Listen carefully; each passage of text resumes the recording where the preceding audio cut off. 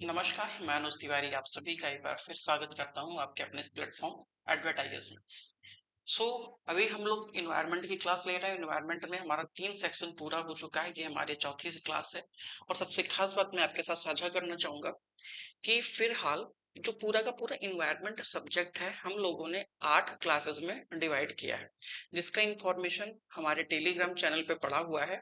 अगर आप अभी तक उससे विजिट नहीं किए हैं तो आप एक बार विजिट करके पूरा का पूरा शेड्यूल देख सकते हैं। हमने पूरे सिलेबस को कुछ चुनिंदा टॉपिक्स में बांटा है, हमारी टीम ने बांटा है, जिससे कि हम लोग निर्धारित समय पर आपको वो सुविधा दे पाए और आपके उस टॉपिक को हम लोग खत्म कर पाए। ऐसी हमारी कोशिश है। इससे होता क्या है कि आपको पहले से एक चीज तो पता होता है कि हमारा कौन सा टॉपिक कब कवर होने वाला है, और दूसरी सबसे खास बात है आप इस बात से भी अवगत होते हैं कि हम कौन सा टॉपिक पढ़ेंगे और कब पढ़ेंगे, किस दिन हमारा वो टॉपिक होगा। ऐसे में कई बार होता है कि आप ये पूछते हैं कि मैम या सर ये वाला टॉपिक कवर होगा या नहीं कवर होगा। सो ऐसी परिस्थितियों में कोशिश है कि आप उन पूरा शेड्यूल को एक बार चेक कर लें कि किस दिन कौन सा क्लास लगा हुआ है। आज हम लोग का बायोडायवर्सिटी का ये दूसरा क्लास है और कल हम लोग क्लाइमेट चेंज को पढ़ेंगे। अभी तक हम लोगों ने इकोलॉजी, इकोसिस्टम, बायोडायवर्सिटी का फर्स्ट पार्ट, ये 3 टॉपिक हम लोगों ने कवर किया है। और आज इस सेशन में हम लोग बायोडायवर्सिटी के अपने दूसरे टॉपिक को कवर करेंगे। क्योंकि बायोडायवर्सिटी बहुत विस्तृत टॉपिक है, बहुत बड़ा टॉपिक है। कई सारे टॉपिक्स को मिला करके बायोडायवर्सिटी में समाहित हो जाता है, या फिर बहुत सारे छोटे छोटे ऐसे टॉपिक्स हैं जो अन्यत्र भी एग्जिस्ट करते हैं, लेकिन हम उन्हें बायोडायवर्सिटी के साथ ही पढ़ के आगे बढ़ते हैं। तो यकीन मानिए अगर आप इस तरीके से पढ़ाई कर रहे हैं, अपनी तैयारी कर रहे हैं, लगातार आप इन 7-8 सीरीज को देख लेते हैं, तो यकीन मानिए कि इन्वायरमेंट का क्वेश्चन इससे बाहर बिल्कुल नहीं जाने वाला है। क्लियर है? तो चलिए आज का सेशन हम लोग स्टार्ट करते हैं। देखिएगा,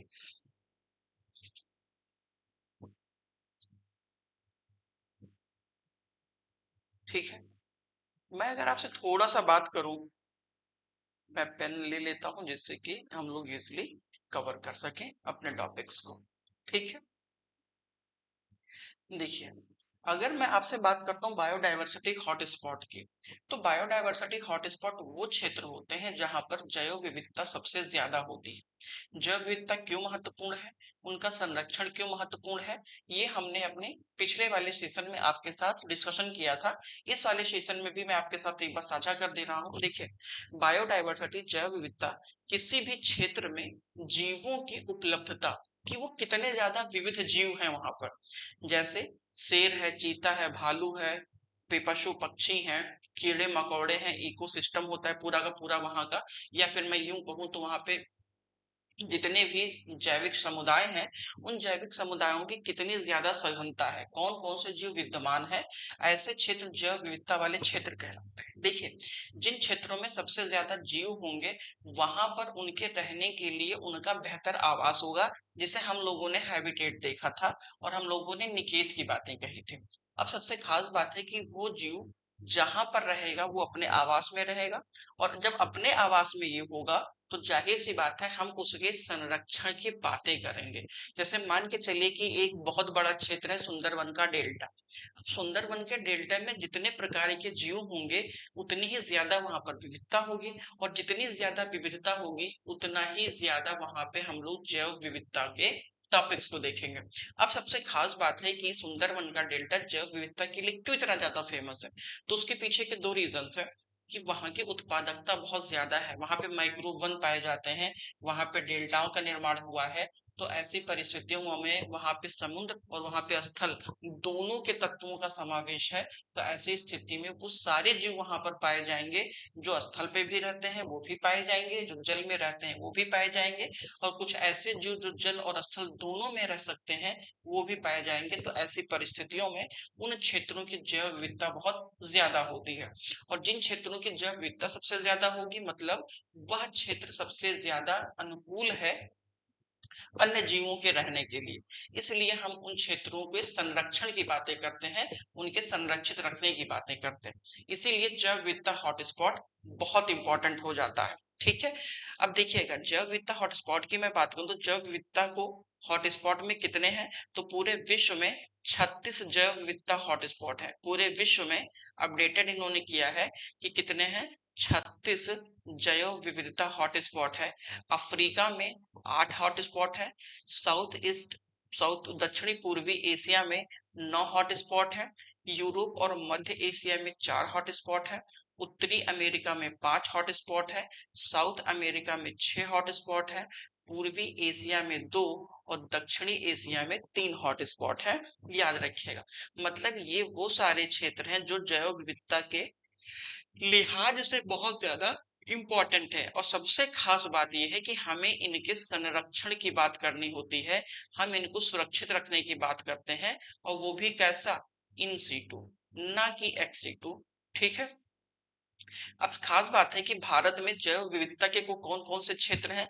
तो भारत में 4 जैव विविधता के क्षेत्र देखे जाते हैं। एक है हमारा हिमालयन क्षेत्र, एक है इंडो बर्मा क्षेत्र, दूसरा है सुंडालैंड, और तीसरा है हमारा पश्चिमी घाटियों श्रीलंका वाला क्षेत्र। भारत में ये 4 जैव विविधता हॉटस्पॉट है। मतलब इन क्षेत्रों में जीवों की विविधता सबसे ज्यादा है, या फिर मैं ये कहूँ तो इन क्षेत्रों में सबसे ज्यादा जीव रहते हैं। उसके पीछे के 2 रीजन हैं कि इन क्षेत्रों में यहाँ का जलवायु बहुत अच्छा है, यहाँ की उत्पादकता बहुत ज्यादा है, जीवों के रहने के लिए यहाँ पे अनुकूलतम दशा रहती है, इसलिए इन क्षेत्रों की जैव विविधता सबसे ज्यादा है। अगर मैं हिमालयन क्षेत्र की बात करूं तो हिमालय क्षेत्र में संपूर्ण भारत का हिमालय क्षेत्र, इसमें चीन भी आता है, नेपाल, भूटान, म्यांमार, और हिमालय में जो सम्मिलित क्षेत्र है वो सब के सब हिमालयन क्षेत्र के अंतर्गत आ जाते हैं। वहीं पर अगर मैं इंडो वर्मा की बात करूं तो इंडो वर्मा में कौन सा देश आ जाता है, तो इसमें हमारे भारत का राज्य में आसाम है, अरुणाचल प्रदेश है, सिक्किम को छोड़कर संपूर्ण उत्तर पूर्वी क्षेत्र इंडो वर्मा में शामिल है। क्लियर है, ये थोड़ा सा ध्यान रखिएगा। वहीं पे मैं अन्य देशों की बात करूं तो अन्य देशों में बांग्लादेश शामिल है, मलेशिया शामिल है, थाईलैंड शामिल है, लाओस शामिल है। इन सब को मिला करके हम लोग इंडो बर्मा जैव विविधता हॉटस्पॉट देखते हैं। वहीं पर अगर मैं सुंडालैंड की बात करूं तो सुंडालैंड में हमारा भारत का अंडमान निकोबार द्वीप समूह, उसके साथ ही में Indonesia, Malaysia, Singapore, Brunei, Philippines आदि ये सभी देश सम्मिलित हैं सुंडालैंड में। मतलब इन सभी क्षेत्रों की जैव विविधता सबसे ज्यादा महत्वपूर्ण है, और इन सभी की जैव विविधता एक कॉमन जैव विविधता है, इसीलिए हम इसे जैव विविधता हॉटस्पॉट के नाम से जानते हैं, जो कि सुंडालैंड कहलाता है। वहीं पर अगर मैं पश्चिमी घाट की बात करूं तो पश्चिमी घाटी में श्रीलंका में, तो भारत में पश्चिमी घाट वाला पूरा क्षेत्र श्रीलंका के क्षेत्र सम्मिलित है। अब सबसे खास बात है कि जैव विविधता को लेकर के खतरे कौन कौन से हैं। तो सबसे बड़ा खतरा है कि शिकार, मतलब शिकार के माध्यम से अगर हम देखें तो हर साल बहुत सारे ऐसे जीव हैं जिनकी प्रजातियों पे संकट के बादल छाए रहते हैं, और हम उन्हें संरक्षित और सुरक्षित रखने की बातें करते हैं। उन्हें हम रेड डेटा बुक में भी जारी करते हैं, और उस पर हम दंड का प्रावधान करते हैं, जिससे कि उन जीवों को हम सुरक्षित रख सकें। क्योंकि हर जीव एक अपने आप में फूड चेन का हिस्सा होता है, और अगर किसी जीव के ऊपर उसके सरवाइव को लेकर के संकट रहेगा तो उस पर निर्भर अन्य जीवों पर भी नकारात्मक प्रभाव पड़ेगा, और हमारा पूरा का पूरा इकोसिस्टम डिस्टर्ब हो जाएगा। क्लियर है, तो इन चीजों का थोड़ा सा ध्यान रखिएगा। पर्यावास एवं हरास, मतलब जो हमारा इन्वायरमेंट है उसमें धीरे धीरे हरास हो रहा है। रोग एवं संक्रमण, विभिन्न प्रकार के जो विदेशी जीवों का आक्रमण होता है उससे भी हमारा पर्यावरण जैव विविधता निगेटिव असर पड़ता है, या जैव विविधता पे नकारात्मक प्रभाव देखने को मिलते हैं। विदेशी जातियों का आक्रमण, ये मैंने आपको बता दिया। और जातियों का विलोपन, मतलब कुछ ऐसे जाति हैं जो ऑलरेडी समाप्त होने के कगार पर है। सबसे खास बात है कि और कौन से इफेक्ट्स हैं, तो वैश्विक तापन है, जलवायु परिवर्तन है, और प्रदूषण है। इनकी वजह से भी आज हमारा जैव विविधता खतरे में है। विलुप्त होने वाली प्रजातियों के कुछ उदाहरण की मैं बात करूं तो डोडो मॉरिशस का है, क्वागा साउथ अफ्रीका का है। बाकी आप देख सकते हैं ये उतनी इंपॉर्टेंट नहीं है। लेकिन अगर मैं मेडागास्कर देश की बात करूं तो ये उतनी इंपॉर्टेंट नहीं है, आपके एग्जाम के पॉइंट ऑफ व्यू से एक बार आप इन्हें देख लीजिएगा। कुछ महत्वपूर्ण प्रजातियां हैं, ये इंपॉर्टेंट हैं। जैसे कुछ इंडिकेटर्स होते हैं, सूचक होते हैं, तो वो कौन कौन से सूचक हैं, तो उन सूचकों में हम किसे सबसे पहले जानते हैं, उन्हें हम जानते हैं लाइकेन को, जो वैश्विक तापन के कारण कोरल लीचिंग की समस्या को फेस कर रहे हैं। ये प्रजातियां पर्यावरण में होने वाले परिवर्तनों को सूचित करती हैं। कहते हैं कि जो लाइकेन होता है वो प्रदूषक का सूचक होता है, और खासकर वो जल प्रदूषक का सूचक, मतलब एक तरीके से प्रदूषण माना जाता है, प्रदूषक माना जाता है। अम्ब्रेला प्रजाति की मैं बात करूं तो ये अपने से छोटी व अन्य प्रजातियों की रक्षा करते हैं, जैसे पुराने घने जंगल, रेड वुल्फ, ये सब कैसे हैं, तो ये अन्य छोटे जो प्रजातियों की जीव होती हैं उनकी सुरक्षा करते हैं। जैसे आपने देखा होगा जंगलों में कि कुछ बहुत ही घने कटीले वटीले टाइप की झाड़ियां लगी होती हैं, तो वो अम्ब्रेला प्रजातियां कहलाती हैं, जो कि अपने साथ साथ अन्य पेड़ पौधों की भी रक्षा करती हैं या अन्य प्रजातियों की भी रक्षा करती हैं। वहीं पर अगर मैं स्थानीय प्रजातियों की बात करूं तो विशेष रूप से निश्चित भौगोलिक क्षेत्रों में पाई जाने वाली प्रजातियां, जैसे कि नीलगिरी तहार, ये बहुत इंपॉर्टेंट है। नीलगिरी के पहाड़ों पर, ये नीलगिरी वाले क्षेत्रों में ये पाए जाते हैं। गिरी का एशियाई शेर और निकोबार का मेगापोडा। ठीक है, तो इन चीजों को थोड़ा सा याद रखिएगा। वहीं पे अगर मैं फाउंडेशन स्पीसीज की बात करूं तो ऐसी प्रजातियां जो दूसरे जीवों के लिए आश्रय या आवास का काम करती हैं, जैसे कोरल रीफ, मैंग्रोव वन। अब आप सोचिए कि अगर कोरल रीफ और मैंग्रोव वन अभी समाप्त हो जाए, इनके ऊपर संकट आ जाए, तो इन पर रहने वाले उन जीवों पर भी संकट आ जाएगा, इनडायरेक्ट तौर पर, जो इन पर रहते हैं, इन पे आश्रय बना के रह रहे हैं इस समय। क्लियर है। वहीं पर अगर मैं फ्लैगशिप प्रजातियों की बात करूं तो फ्लैगशिप प्रजातियां वैसी प्रजातियां जो किसी क्षेत्र पहचान से होती हैं, जैसे बंगाल टाइगर, सवाना हाथी के क्षेत्र, ये सब कैसे हैं, तो ये सब के सब अपने क्षेत्र विशेषता के लिए जाने जाते हैं। जैसे रॉयल बंगाल टाइगर है, सवाना क्षेत्र के हाथियां हैं, तो ये उन्हीं क्षेत्रों में पाए जाते हैं। क्लियर है। अब आगे देखते हैं, तो कुछ ऐसी औषधियां हैं जो हमारे एग्जाम के लिए बहुत इंपॉर्टेंट तो नहीं है, लेकिन फिर भी इंपॉर्टेंट है, तो इसे आप देख के चलिएगा। बाकी हम लोग कुछ उन छोटे टॉपिक्स को कवर करेंगे जो हमारे लिए बहुत इंपॉर्टेंट है। जैसे जैव विविधता हॉट स्पॉट से संबंधित कुछ फैक्ट्स, ये इंपॉर्टेंट है हमारे एग्जाम के लिए, हम इन्हें देख के चलेंगे। बायोडायवर्सिटी हॉट स्पॉट का शब्द का प्रयोग सबसे पहले नॉर्मन मायर्स ने किया था। ये बहुत इंपॉर्टेंट टॉपिक है। ये पृथ्वी की जैव विविधता के सबसे समृद्ध एवं संकटपन संग्रह होते हैं। मैंने स्टार्टिंग में ही आपसे कहा था कि पृथ्वी पर जैव विविधता वाले जो सबसे ज्यादा समृद्ध क्षेत्र होते हैं, उन्हीं को हम जैव विविधता हॉटस्पॉट के नाम से जानते हैं। भंगुर अधिवास क्या है, तो ऐसे अधिवास जो प्रजातियों के लुप्त होने के लिए अधिक संवेदनशील होते हैं, मतलब ऐसे क्षेत्र जो प्रजातियों के लुप्त होने के लिए सबसे ज्यादा प्रभावी हैं, मतलब वहां पर जैव विविधता को सबसे ज्यादा संकट है, तो ऐसे क्षेत्र भंगुर अधिवास कहलाते हैं। जैसे कोरल रीफ आपका, आज इस समय सबसे ज्यादा कोरल रीफ को संकट क्यों है, क्योंकि वैश्विक तापन की वजह से समुद्रों के जो स्तर है उनमें परिवर्तन आ रहा है, और उसी की वजह से कोरल रीफ में भी इफेक्ट्स पड़ रहे हैं। क्योंकि वैश्विक तापन की वजह से जल के सतह का ताप बढ़ रहा है, और जल के ताप के बढ़ने से कोरल रीफ पे भी नकारात्मक प्रभाव हमें देखने को मिल रहा है। महासागर के द्वीप एवं पर्वतों, शिखर इत्यादि, तो ये थोड़ा सा ध्यान रखिएगा। जैव विविधता संरक्षण को सुनिश्चित करने के लिए जैव विविधता अधिसमय 1992 में रियो डी जेनेरियो ब्राजील में आयोजित पृथ्वी शिखर सम्मेलन में अंगीकृत महत्वपूर्ण समझौते में से एक है। ठीक है। अगर मैं जैव विविधता संरक्षण के लिए बात करूं कि इसमें कौन कौन सी इंपॉर्टेंट है, महत्वपूर्ण पहलुओं में है, तो एक तो हमें प्रजातीय अनुवांशिकता विविधता को नष्ट होने से बचाना है, दूसरा कि प्रजातियों के विलुप्त होने से बचाना है, और तीसरा उस परितंत्र को भी बचाना है जहां पर वो उनका अधिवास क्षेत्र है, हमें उसे नष्ट होने से बचाना है। अब हम जैव विविधता का संरक्षण कितने प्रकार से करते हैं, तो दो प्रकार से करते हैं।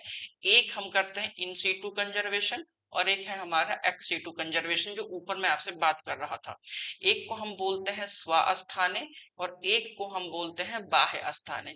स्वास्थाने का मतलब होता है कि जब हम उनके प्राकृतिक आवास में उनको संरक्षण प्रदान करते हैं। कैसा है, उनका प्राकृतिक आवास है, मतलब किसी भी तरीके से हम उनमें कोई संशोधन नहीं कर रहे हैं, तो वो हमारा संरक्षण इन सीटू संरक्षण कहलाता है।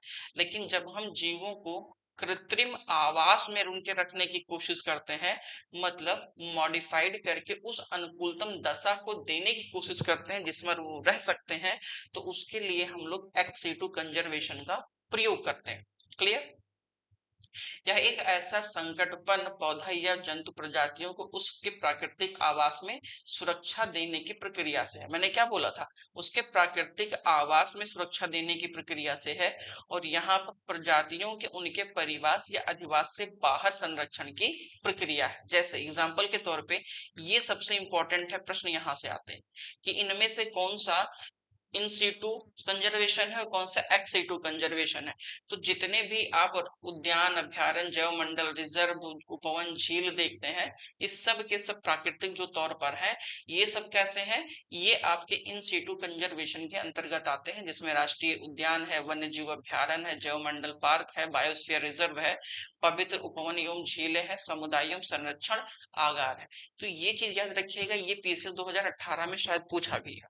अब वहीं पर अगर हम XC2 की बात करें तो उसमें आपका जीन बैंक आ जाता है, बीज बैंक आता है, वन्य जीव सफारी है जो कि हम लोग थोड़ा सा चेंजिंग करते हैं, इसी के साथ ही में वनस्पति उद्यान है, एक्वेरियम है, एक्वेरियम जो हम लोग अपने घर में रखते हैं मछलियों को पालने के लिए, जितने भी चिड़ियाघर हैं या जंतु उद्यान है, ये सब के सब XC2 है।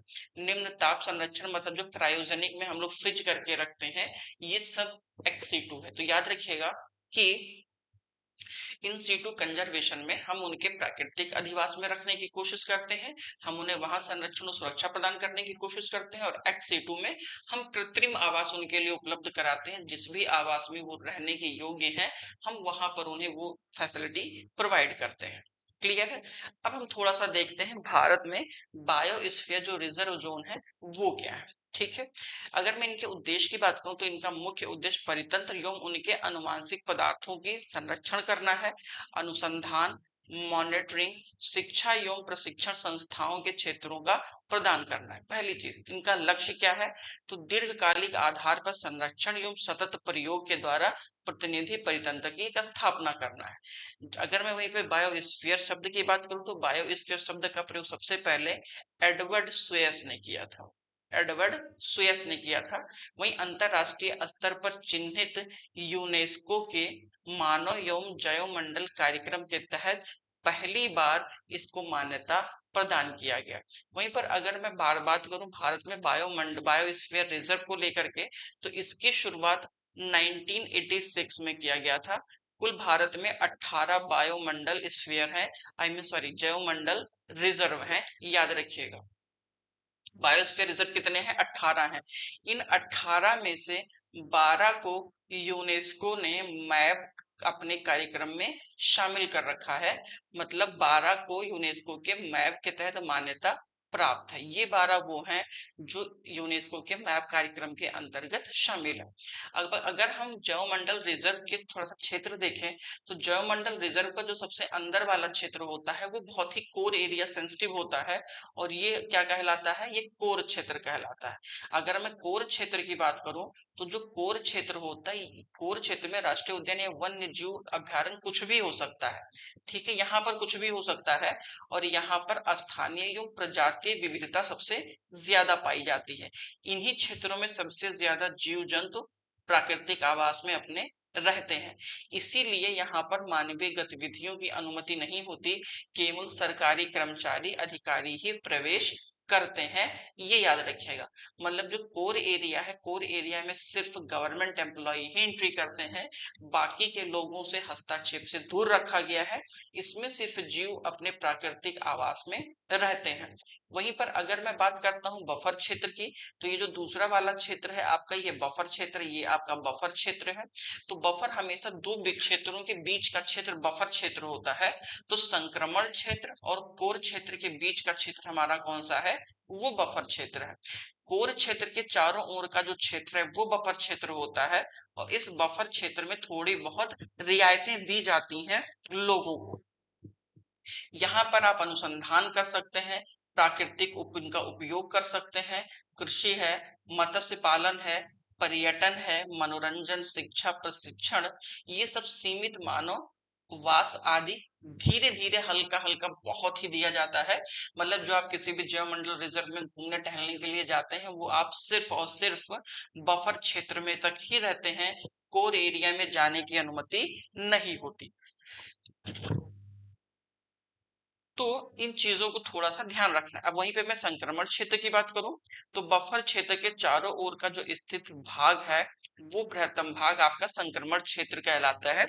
यहाँ स्थानीय लोगों के सहयोग एवं सामंजस्य पर आधारित गतिविधियां संपन्न होती हैं और इसमें सभी प्रकार की मानवीय गतिविधियां जिसमें कि माइनिंग है, पर्यटन है, निर्माण है आदि इन सभी की अनुमति होती है, याद रखिएगा।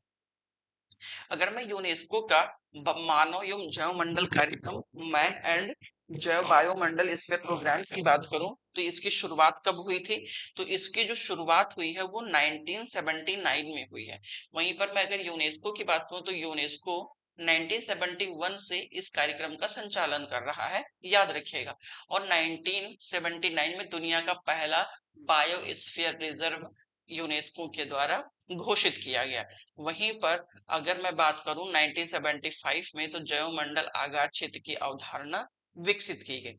अब यूनेस्को में कौन कौन से शामिल हैं वो बहुत इंपॉर्टेंट है। एक है हमारा नीलगिरी। नीलगिरी कहाँ पर स्थित है?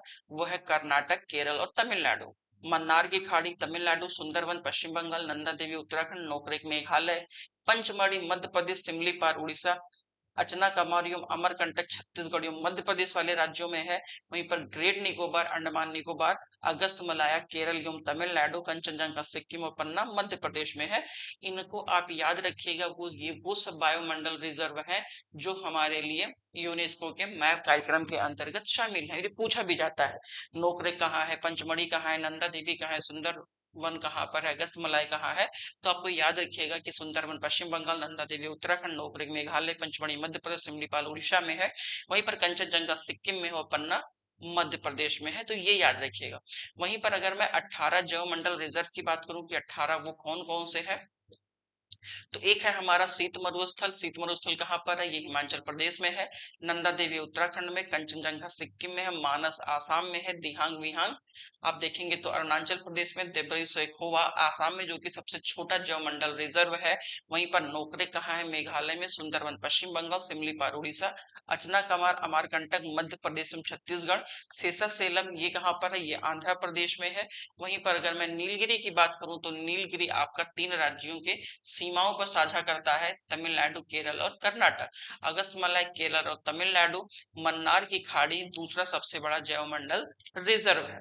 वहीं पे अगर मैं कच्छ के रण की बात करूं तो ये भारत का सबसे बड़ा जैवमंडल रिजर्व क्षेत्र है। कहां पर है? ये है आपका गुजरात में। वहीं पर अगर मैं बात करता हूँ पन्ना तो ये है मध्य प्रदेश में, पंचमढ़ी वो भी मध्य प्रदेश में है। तो ओवरऑल अगर आप थोड़ा सा ढंग से देखेंगे तो आसाम में हमें कौन कौन सा देखने को मिला है? अगर आप देखते हैं तो आसाम में हमें 2 देखने को मिला है। एक है मानस, दूसरा है देब्रू सैखोवा। और या फिर हमको सही तरीके से मध्य प्रदेश मिला है जहां पर ऑलरेडी 3 है, पन्ना है, पंचमढ़ी है, अचना कमार अमरकंटक जो कि 2 राज्यों को सीमा साझा करती है, लेकिन फिर भी मध्य प्रदेश में 3 और आसाम में 2 है। क्लियर है? आगे बढ़ते हैं। अब क्रायो प्रिजर्वेशन की मैं बात करूं तो क्रायो प्रिजर्वेशन मतलब ये होता है कि किसी भी वस्तु को जब हम निगेटिव में रखते हैं, आई मीन -197 डिग्री सेंटीग्रेड पर रखते हैं, किसमें? लिक्विड नाइट्रोजन में, तो वह हमारा क्रायो प्रिजर्वेशन कहलाता है। इसका प्रयोग कहाँ किया जाता है? तो इसके प्रयोग सबसे खास बात है कि पराग के या फिर आप ये समझिए जो भी संकटपन्न जीव हैं लंबे समय से उन्हें बचा के रखने के लिए हम लोग डीप फ्रीजर में क्रायोजेनिक प्रिजर्वेशन का उपयोग करते हैं, जिसे लिक्विड नाइट्रोजन में रखा जाता है, जिसका टेम्परेचर -196 किया जाता है। क्लियर है? तो ये चीज थोड़ा सा ध्यान रखिएगा। वहीं पर अगर मैं कोरल रीफ की बात करूं, प्रवाल भित्तियों की बात करूं तो ये भी बहुत इंपॉर्टेंट है। कोरल रीफ कहाँ पाई जाती हैं? तो ये 30 डिग्री उत्तरी अक्षांश से लेकर के 30 डिग्री दक्षिणी अक्षांशों के बीच में पाई जाती हैं। और कहाँ पर? उन छिछले समुद्री परितंत्रों के क्षेत्रों में पाए जाते हैं कोरल रीफ। ये क्या है? तो कोरल रीफ एक प्रकार का जो प्रवाल है, ये एक प्रकार का जीव है जो जुजैंथले के सहजीविता में रहता है। प्रवाल भित्तियों का निर्माण सागरीय जीव मूंगा और कोरल पॉलिप के अस्थि पंजरों से हुआ है। मतलब इनका निर्माण ओवरऑल कैल्शियम से हुआ है, क्योंकि हड्डियों का निर्माण कैल्शियम से होता है, तो इनका भी निर्माण कैल्शियम से हुआ है। विविध अरबों खरबों लाखों वर्षों में जो समुद्री जीवों का पतन हुआ है, उन जीवों के अवशेषों से निर्मित जो स्थलाकृतियां हैं, उन्हीं स्थलाकृतियों पर इनका निर्माण होता है। अगर मैं टेम्परेचर की बात करूं तो इनके लिए टेम्परेचर कैसा चाहिए, 25 डिग्री सेंटीग्रेड से लेकर के 29 डिग्री सेंटीग्रेड तक हमें टेम्परेचर चाहिए होता है। अब सबसे खास बात यह है कि अगर हम औसत सागरीय लवणता की बात करें तो औसत सागरीय लवणता कितनी होनी चाहिए, 32 पर मिली से लेकर के 42 पर मिली के बीच में होना चाहिए। क्लियर है? तो थोड़ा सा इन चीजों को ध्यान रखेंगे।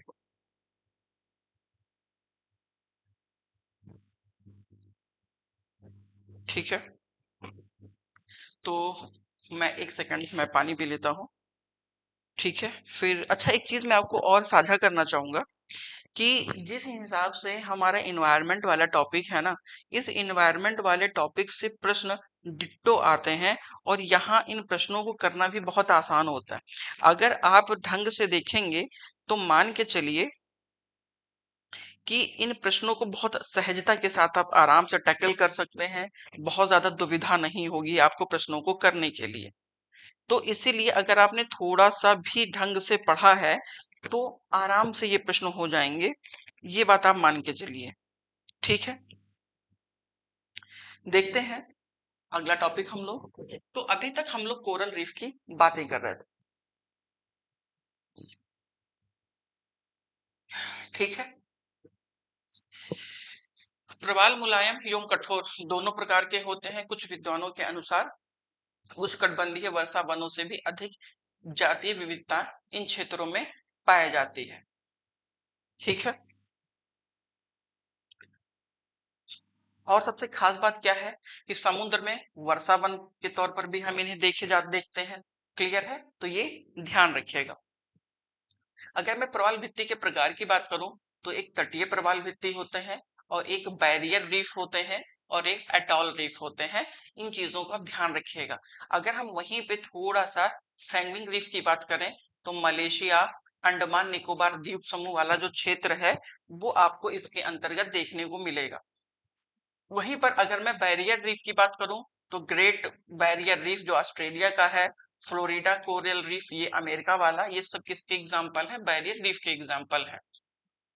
वहीं पर अगर मैं कुछ एटॉल रीफ की बात करूं तो एटॉल रीफ में जैसे फुनाफुटी एटॉल है, फिजी एटॉल है, लक्षद्वीप है, ये सब के सब, इवन मालदीव भी है, ये सब के सब कैसे हैं, एटॉल रीफ के अंतर्गत आते हैं। भारत में प्रवाल भित्ति 4 क्षेत्रों में पाई जाती है। किन किन क्षेत्रों में? एक तो अंडमान निकोबार वाले क्षेत्रों में पाई जाती है, दूसरा लक्षद्वीप वाले क्षेत्रों में पाई जाती है, तीसरा मन्नार की खाड़ी क्षेत्र में पाई जाती है, और चौथा कच्छ की खाड़ी में पाई जाती है। अब सबसे खास बात है कि सर्वाधिक जो प्रजातीय विविधता है वो अंडमान निकोबार वाले क्षेत्रों में है। वहीं सर्वाधिक प्रवाल भित्ति क्षेत्रफल की मैं बात करूं तो लक्षद्वीप वाले में।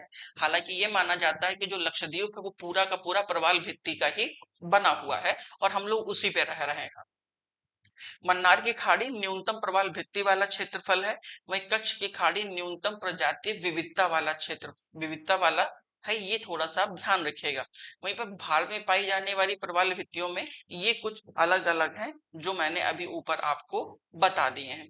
अब प्रवाल भित्तियों से लाभ क्या है, तो पर्यटन एवं मनोरंजन गतिविधियां ये सबसे इंपॉर्टेंट है। वहीं पर प्रवाल भित्तियां समुद्री तूफानों से भी रक्षा करती हैं, तटों को सुरक्षा प्रदान करती हैं, और ये औषधीय उपयोग में भी आती हैं। इनका उपयोग मेडिकल साइंस में किया जाता है। और सबसे खास बात है कि जो कोरल रीफ है ये जलीय जीवों को भोजन का निर्माण करते हैं, जलीय जीवों के लिए भोजन बनाने का काम करते हैं। इसलिए इस कोरल रीफ पे विभिन्न प्रकार के जीव जंतुओं का अधिवास होता है, तो उनके लिए भी कोरल रीफ बहुत ज्यादा इंपॉर्टेंट है।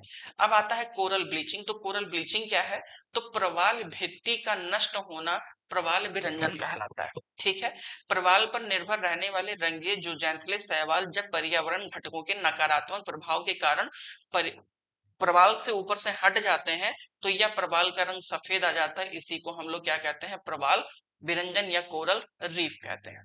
क्लियर है? कोरल रीफ के कारण क्या है, ये बहुत इंपॉर्टेंट है। तो भूमंडलीय तापन, विवर्तन की उत्थान, मछली पकड़ने के लिए अवैज्ञानिक पद्धति, अवसादों की वृद्धि, अल नीनो इफेक्ट, भारी वर्षा एवं बाढ़, और कोरल खनन। तो ये सब के सब वो महत्वपूर्ण कारण है जिनकी वजह से आज कोरल विरंजन, प्रवाल विरंजन या कोरल ब्लीचिंग की समस्याएं देखी जा रही हैं। अब हमारा आता है मैंग्रोव परितंत्र। मोस्ट इंपॉर्टेंट है मैंग्रोव परितंत्र। ये होते क्या है या पाए कहाँ जाते हैं? तो मैंग्रोव उष्ण एवं उपोष्ण क्षेत्रों में पाए जाते हैं। ये होते क्या है? तो दरअसल जो मैंग्रोव पौधे होते हैं ये जरायुज होते हैं। जरायुज का मतलब ये होता है कि ये पौधे की तरह, जरायुज पौधों की तरह बीज से उत्पन्न पौधे बनने की प्रक्रिया में ही ये संपन्न होता है। मतलब मोर और लेस देन ये है कि पौधे से ही पौधा बनता है, बीज से पौधा बनने की प्रक्रिया पौधे के ही में ही संपन्न हो जाती है। मतलब पौधे से ही पौधा निकलता है, उसी पौधे के अंदर बीज रहता है, उसी बीज से पौधे से बीज निकलता है। ये याद रखिएगा। इसके लिए हमें टेम्परेचर कितना चाहिए मैंग्रोव वन के लिए? तो मैंग्रोव वन के लिए हमें 26 से 35 डिग्री सेंटीग्रेड के बीच में टेम्परेचर चाहिए होता है। मैंग्रोव क्यों इतनी इंपॉर्टेंट है? तो मैंग्रोव खारे जल से लवण को अलग करके ताजे जल को अवशोषित करते हैं, और यदि कुछ लवण प्रवेश कर भी जाए तो ये उनकी पत्तियों के माध्यम से उत्सर्जित कर लिए जाते हैं। वहीं पे मैं न्यू मेटाफोर्स जड़ें देखें तो ऐसी जड़ें जो विषम पारिस्थितिकी के जलों में, मतलब विभिन्न जो विषम परिस्थितियों में जल से बाहर निकलकर श्वसन करते हैं। कहने का सेंस ये है कि जो मैंग्रोव वन है इनकी जड़ें कैसी हैं? वो न्यू मेटाफोर्स है। और न्यू मेटाफोर्स वैसी परिस्थिति के जल, मतलब जड़ों को बोलते हैं या ऐसे परिस्थिति की विषमताओं को हम कहते हैं जो कि विभिन्न प्रकार के अलवण जल में या सॉरी लवण जल में अपने आप को शुद्ध कर ले जाते हैं, या उनमें जो भी इम्प्योरिटी है उन इम्प्योरिटियों को छान करके वो अपने योग्य चीजों को प्रयोग कर लेते हैं। तो ऐसी चीजें न्यू मेटाफोर्स जड़ कहलाती है। वहीं पे अगर मैं मैंग्रोव वृक्ष की बात करूं तो मैंग्रोव वृक्ष की पत्तियां सूर्य से आने वाली परावैंगनिक किरणों को भी रोकने में सहायक है। दूसरी खास बात है कि मैंग्रोव वृक्ष की जड़ों में पाई जाने वाली विशिष्ट झिल्लियों को उनके नमक के प्रवेश को रोकती है। कहने का सेंस ये है कि जो हमारा मैंग्रोव है, मैंग्रोव वन या मैंग्रोव जो झाड़ियां हैं वो क्या करती हैं कि लवण जल को एक्सेप्ट करती हैं, उन्हें फिल्टर कर देती हैं और फिल्टर करने के बाद में उनको अपने योग्य बना लेती हैं। इसलिए मैंग्रोव बहुत ज्यादा इंपॉर्टेंट हो जाता है। अब मैंग्रोव से हमें लाभ क्या है ये बहुत इंपॉर्टेंट है। तो मैंग्रोवन सबसे ज्यादा बाढ़ को नियंत्रित करते हैं। मतलब ये तट पे ही पाए जाते हैं और तट पर उठने वाले ज्वार भाटा से या फिर आने वाले तूफानों से तटों की रक्षा करते हैं। एक ये बैरियर का काम करते हैं। दूसरी सबसे खास बात है कि ये पर्यटन को भी बढ़ावा देते हैं। दूसरी खास बात कि ये सूर्य के परावैंगनिक किरणों से भी बचाव करने का काम करते हैं। तीसरा, बहुत से जीवों की शरण स्थली भी है, बिल्कुल सही बात है। वहीं पर ये तटीय क्षरण को रोकते हैं, क्योंकि जब ओवरऑल ये चारों तरफ से मैंग्रोव वन होंगे तो वहां पर बहुत ज्यादा मृदा का क्षरण नहीं होगा। और दूसरी खास बात है ये कि जलवायु विनियमन का भी काम करते हैं।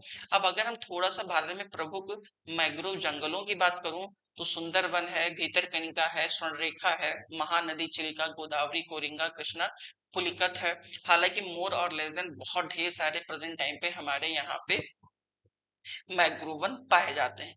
वहीं पे रतनगिरी है, मालवन है, गोवा है, मंगलौर है, वेम्बनाड है। ये हालांकि वेम्बनाडी के साथ में अष्टमुंडी, सस्तम कोटा, वेम्बनाडी तीनों के तीनों केरल में है। और ये मैंग्रोव वन के साथ साथ में आप देखेंगे तो ये आर्द्र भूमि भी है, वेटलैंड भी है। ठीक है। अब सबसे खास बात है कि यहाँ पे कुछ शब्द हैं और उनसे संबंधित व्यक्ति एक जगह पे दिया हुआ है, और ये बहुत इंपॉर्टेंट है। प्राकृतिक कृषि का अन्वेषक हम मनासनुबु फुकुओका को मानते हैं, और इकोलॉजी शब्द का प्रयोग सबसे पहले अर्नेस्ट हैकल ने किया था। पारिस्थितिक निकेत शब्द का प्रयोग जोसेफ क्रिनेल ने किया था। बायोमंडल स्फीयर रिजर्व का प्रयोग एडवर्ड सुएस ने किया था। इकोसिस्टम का शब्द का प्रयोग टांसले ने किया था। और हरित विकास का प्रयोग डब्ल्यू एडसन ने किया था। वहीं पर जैव विविधता का प्रयोग शब्द सबसे पहले डब्ल्यू जी रोसन ने किया था।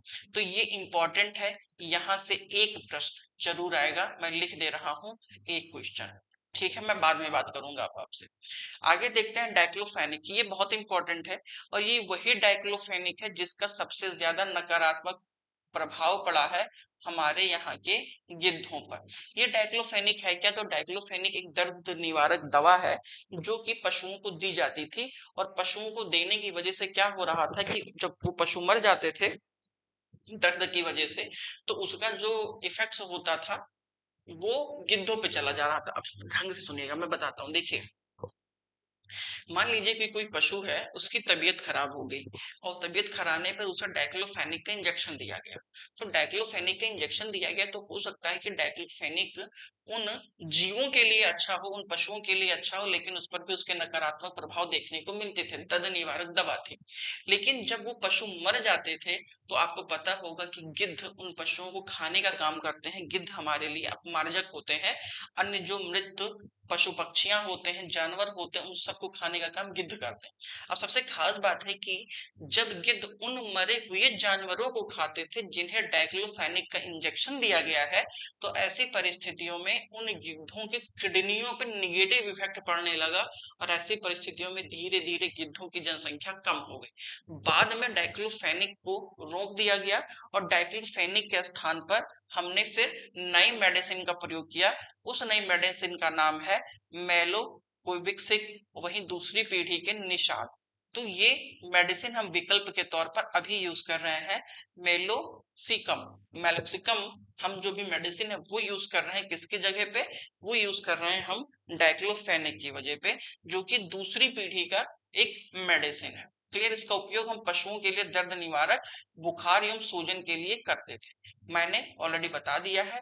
2006 में इस पे प्रतिबंध लगा दिया गया, गिद्धों की कटनी पर ये निगेटिव इफेक्ट्स डाल रहे थे। ठीक है, अब हम देखते हैं बायोमंडल, स्फीयर रिजर्व, वन्य जीव अभ्यारण्य और राष्ट्रीय उद्यान। इनमें थोड़ा सा डिफरेंस क्या है वो समझिएगा। अगर मैं बायोस्फीयर रिजर्व की बात करूं तो ये संपूर्ण स्थानिक पारिस्थितिक तंत्र होते हैं। वहीं पर अगर मैं वन्य जीव अभ्यारण्य की बात करूं तो इसमें जीवों की प्रजातीय आधारित विविधता का संरक्षण किया जाता है, और नेशनल पार्क किसी विशिष्ट पशुओं के संरक्षण के लिए बनाया जाता है। ठीक है, इन तीनों में क्या बेसिक डिफरेंस है वो समझिएगा। राष्ट्रीय पार्क, नेशनल पार्क क्या है, वर्ल्ड लाइफ सेंचुरी क्या है, और बायोस्फीयर रिजर्व क्या है, इनमें जो एक बेसिक डिफरेंस है उन बेसिक डिफरेंस को हमें जानना है। वहीं पर अगर मैं बात करता हूँ जैव मंडल बायोस्फीयर रिजर्व की, तो ये सरकारी नियंत्रण में होते हैं, ये निजी कार्यों की अनुमति होते हैं, और जो नेशनल पार्क है ये सरकार द्वारा पूर्णतः प्रतिबंधित होते हैं या नियंत्रित होते हैं। सभी प्रकार की मानव वे गतिविधियां यहाँ पर रोक लगाई होती हैं, पर्यटन की अनुमति होती है। इनकी सीमा का निर्धारण प्रशासनिक व विधिक प्रक्रिया के द्वारा किया जाता है। ये थोड़ा सा ध्यान रखिएगा। क्लियर है? अब हम बात करते हैं वर्ल्ड लाइफ सेंचुरी की। तो अगर मैं वर्ल्ड लाइफ सेंचुरी की आपसे बात करता हूँ तो इसमें सबसे खास बात क्या है कि ये वाणिज्यिक गतिविधियों की अनुमति होती है, पर्यटन की अनुमति होती है, इसमें कोई सीमा का निर्धारण बहुत ज्यादा नहीं होता। यहाँ पर हमें बफर जोन देखने को मिलता है, और बफर जोन में थोड़ी बहुत वाणिज्यिक गतिविधियों की अनुमति होती है, परंतु कोर क्षेत्र प्रतिबंधित होते हैं। कोर क्षेत्रों में पर्यटन का निषेध होता है। इनकी सीमा का निर्धारण प्रशासनिक और विधिक प्रक्रिया के द्वारा किया जाता है। क्लियर है? अब सबसे खास बात है कि टमलाकोक एक प्रजाति है। टमलाकोक है क्या? तो टमलाकोक मॉरिशस में पाया जाने वाला एक वृक्ष है जिसका अन्य नाम है डोडो वृक्ष, जो कि अब विलुप्त प्राय हो गया है। डोडो पक्षी के विलुप्त होने के कारण ये भी विलुप्त हो गया। विलुप्ति का कारण क्या है? तो विलुप्ति के कगार पर। क्यों? क्योंकि लोकप्रिय कारण है इसका डोडो पक्षी का विलुप्त होना। परिणाम डोडो पक्षी या डोडो वृक्ष प्रजनन में असफल भी डोडो पक्षियों का मुख्य भोजन। यह चीजें आप याद रखिएगा। आज ये पूरी तरीके से समाप्त हो चुके हैं। क्यों? क्योंकि डोडो पक्षी विलुप्त हो गया, इसलिए डोडो वृक्ष भी समाप्त हो गया। जैव विविधता का अगर हम प्रयोग देखते हैं तो मृदा अपरदन के रोकने के लिए ये इंपॉर्टेंट है, पोषक चक्रण के लिए इंपॉर्टेंट है, जल संरक्षण के लिए इंपॉर्टेंट है, इसी के साथ ही में सस्य परागण के लिए इंपॉर्टेंट है, और अवशिष्ट पर पुनः चक्रण के लिए भी हमारा जैव विविधता बहुत ज्यादा इंपॉर्टेंट है। अब हम देखते हैं इंटरनेशनल कंजर्वेशन, IUCN। तो IUCN है क्या? तो IUCN क्या है? इसका पूर्व नाम है IUPN। IUCN की स्थापना 1948 में किया गया। इसका मुख्यालय ग्लैड स्विट्जरलैंड में है। 170 से अधिक देश तथा 1400 से अधिक सदस्य इसमें पार्टिसिपेट है। इसका जो विजन है just word that values and conserve nature, ये इसका मेन है। और इसका प्रमुख, अगर मैं बात करूं कि मेन थीम क्या है, तो इसका मेन काम है जैव विविधता का संरक्षण करना, जलवायु परिवर्तन पर रोकथाम करना, प्रकृति आधारित समाधान करना, वहीं पर अभिशासन कानून एवं उनके अधिकारों का संरक्षण करना, या फिर व्यापार वित्त एवं अर्थव्यवस्था को मैनेज करना। सबसे खास बात जो आपको जानना है वो ये जानना है कि IUCN एक रेड लिस्ट जारी करता है जिसका प्रकाशन 1964 से किया जा रहा है, और ये किस नाम से जाना जाता है? रेड डेटा बुक के नाम से जाना जाता है।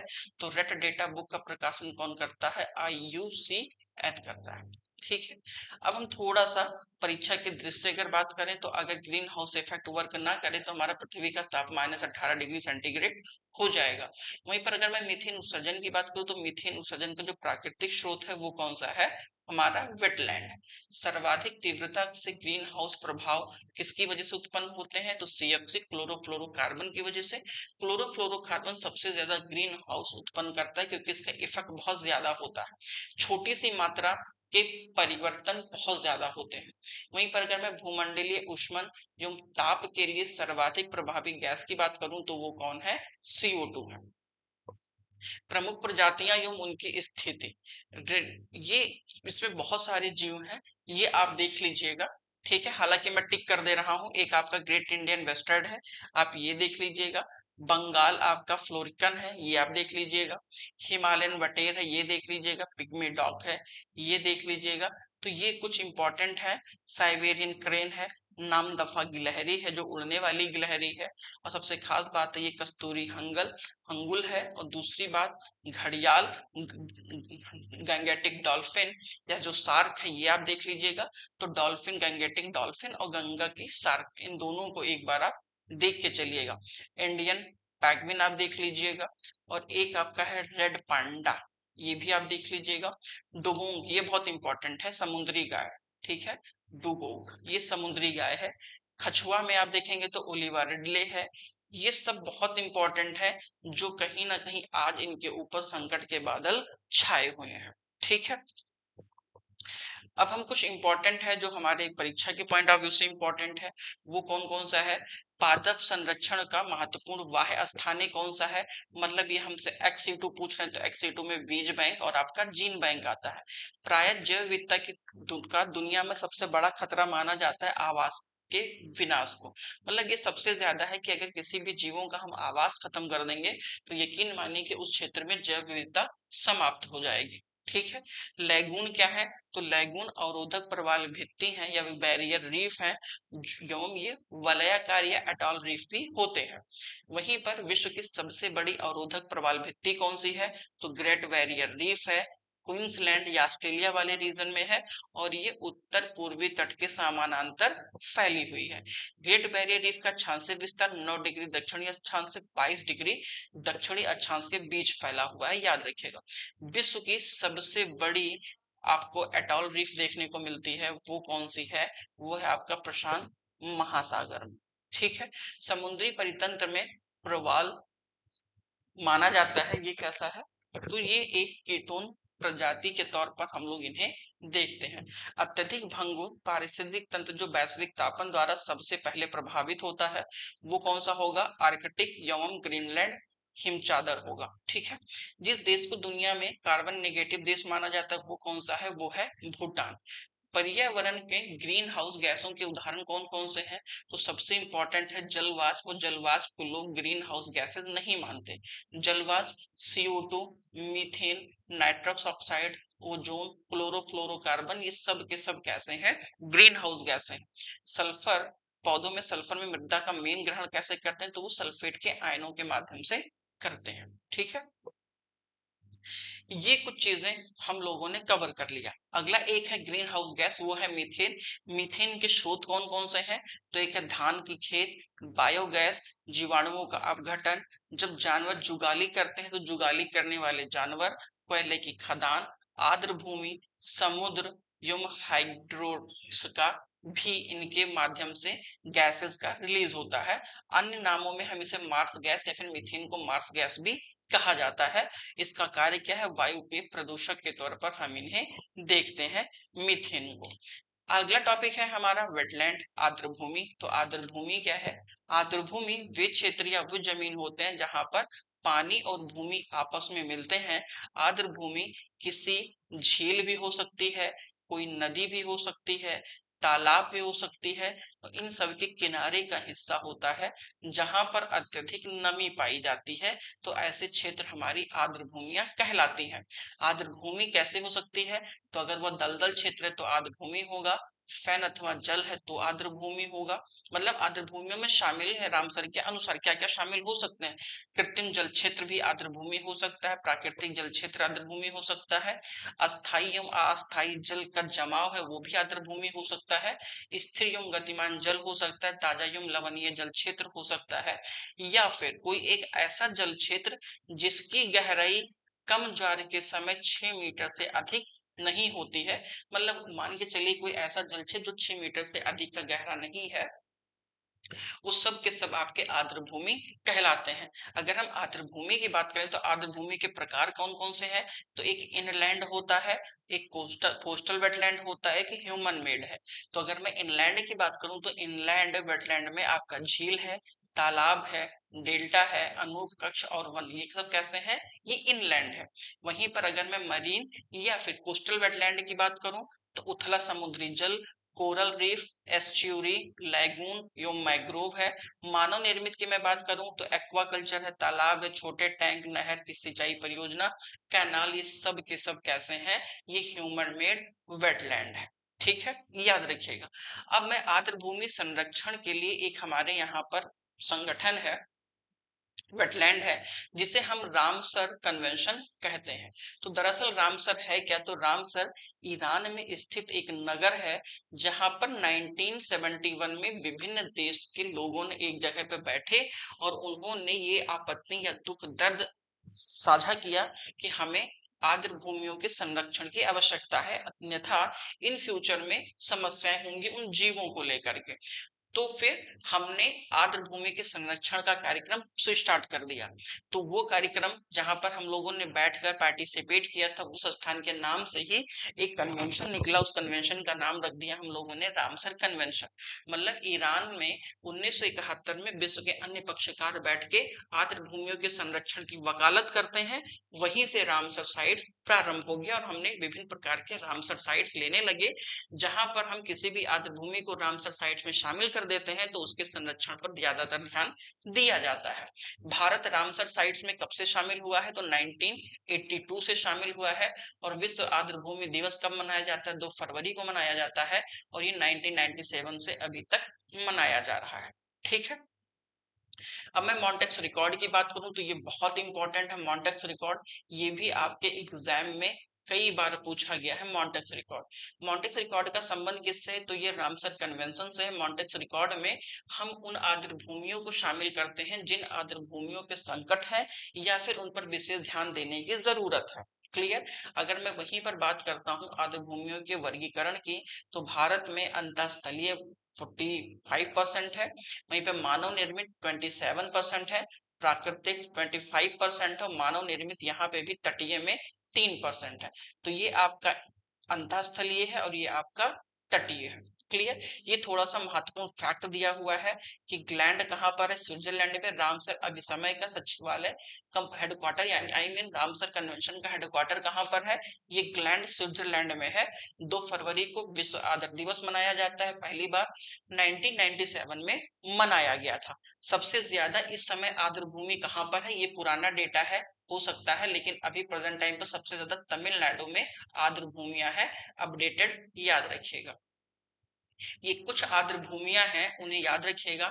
आर्द्र भूमियों की अगर मैं बात करूं तो जम्मू कश्मीर में कौन कौन सा है, बुलर झील है, सुरिनसर है, कुकेरा है, और साथ ही में सालबुग है। जो इंपॉर्टेंट है वो मैं बता दे रहा हूं आपको। उत्तर प्रदेश में तो बहुत है, ऊपरी गंगा है, नवाब नवाबगंज पक्षी विहार है, वहीं पर पार्वती अरंगा, समूसपुर, सरसई, संडी, समानपुर, सूर सरोवर और बखीरा। सबसे इंपॉर्टेंट है आपका बखीरा है, संडी है, सुर सरोवर है, वहीं पर पार्वती अरंगा है। अगर मैं पश्चिमी बंगाल की बात करूं तो पूर्वी कोलकाता और सुंदरवन है। सबसे खास बात है राजस्थान में, तो राजस्थान में दो ही है, केवला देवी और रामसर। केवला देवी को मॉन्टेक्स रिकॉर्ड में भी शामिल किया गया था। क्लियर है। और दूसरा एक लोकातक है मणिपुर का, मणिपुर को ये वाला और केवला देवी, इन दोनों को ही मॉन्टेक्स रिकॉर्ड में शामिल किया गया है, ये याद रखिएगा। प्रेजेंट टाइम पे 86 या 87 भारत में आर्द्र भूमियां हैं, तो इन चीजों को थोड़ा सा आप ध्यान रखिएगा। क्लियर, बाकी आप आराम से देख लीजिएगा, कोई दिक्कत नहीं है। आर्द्र भूमियों की अगर मैं इंपॉर्टेंस की बात करूं, तो आर्द्र भूमियों से उपलब्ध उत्पाद में जैसे हम भोजन भी देखते हैं कि आर्द्र भूमियों में जो प्रोविजाइजिंग है, प्रोविनाइजिंग, वो सर्विसेज हमें देखने को मिलती है। मतलब भोजन का निर्माण, स्वच्छ पानी का निर्माण, बायोकेमिकल उत्पाद है, अनुमानसिक संसाधन है, या फिर जो ईंधन और फाइबर है, इन सब का भी उत्पादन होता है। वहीं पर ये आर्द्रभूमि परितंत्र के विनियमन का भी लाभ होता है। जैसे ये प्रदूषण को नियंत्रण करते हैं, जलवायु का नियमन करते हैं, हाइड्रोलॉजिकल रिलिजम्स में भी ये पार्टिसिपेट करते हैं, मृदा अपरदन से सुरक्षा रखते हैं। और बाकी में दूसरे परितंत्रों के लिए क्यों इंपॉर्टेंट है, क्योंकि परागकण का इधर उधर से उनका मूवमेंट करने कराने का भी काम करते हैं, मृदा के निर्माण का काम करते हैं, पोषक तत्वों के चक्रण में भाग लेते हैं, जैव विविधता के लिए इंपॉर्टेंट है, और ये प्राथमिक उत्पादकता के तौर पर भी देखे जाते हैं। वहीं पर मनोरंजन एवं पर्यटन के लिए इंपॉर्टेंट है, आध्यात्मिक एवं प्रेरणादायक भी है, और सबसे खास बात है कि शैक्षिक कार्यों के लिए भी ये इंपॉर्टेंट है। क्लियर है। तो इतने टॉपिक्स हैं जो ओवरऑल हम लोगों ने कवर कर लिए हैं, और कल हम लोग अपना टॉपिक करेंगे जलवायु परिवर्तन, क्लाइमेट चेंज, क्लाइमेट चेंज। ठीक है। तो यहां तक मोर और लेस देन हम लोगों ने अपना ये पूरा का पूरा जो बायोडाइवर्सिटी वाला पार्ट है वो हम लोगों ने कवर कर लिया है। तो चलिए मिलते हैं कल, तब तक के लिए थैंक यू सो मच। जय हिंद।